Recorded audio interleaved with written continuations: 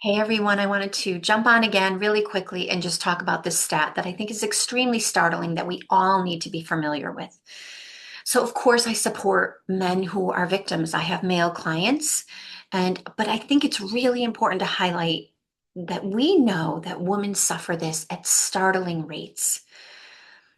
35% of the women in our world suffer violence in their lifetime, physical violence or sexual violence. Those are the reported cases. Those are the cases we have documentation of. What of all the women who are suffering physical and sexual violence in our world and it's never been reported? They don't have access to services, perhaps. Or perhaps no one called the police. They didn't call the police. A neighbor didn't call the police. What of all those women? How many of them are there? That's number one. Number two, how many of those women and other women are suffering non-physical forms of violence? They are not being punched in the face. They haven't suffered sexual assault in some way. How many?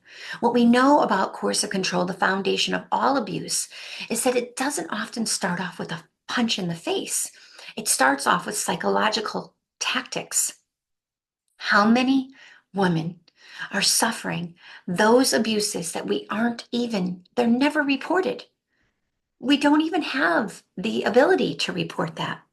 We are just starting to talk about the insidious, nuanced nature of abuses that are non-physical in nature. What do you think? I'm thinking a low ball of that is 70%, a low ball. And now the third thing.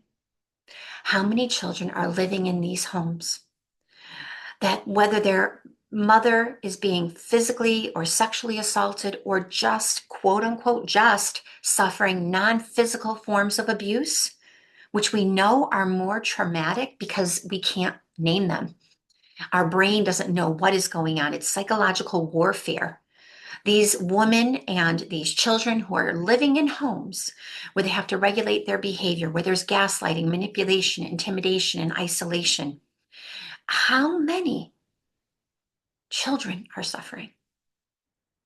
I mean, this is mind blowing to me. I hope it's as mind blowing to you. It is startling, but it is something that we need to elevate the conversation. So I'll leave it there today. I hope you know that my work is focused on protecting adult and child victims of coercive control, the foundation of all abuse. It starts off with psychological tactics most often, and then it's going to move into other realms, whether it's the legal abuse, the weaponization of children, of course, financial abuse occurs, and then the physical violence. So anybody who suffered physical or sexual violence, probably, unless it was like an experience of rape where there was one incident, it is about power and control, but oftentimes rape happens in a one incident experience. But if it's happening in a relationship, there has been psychological warfare occurring long term. Our children are suffering. We need to elevate the conversation. I hope that's helpful. I know it's startling. Thinking of all of you, please remember to subscribe and to like and to share my YouTube channel. Have a good one. Bye.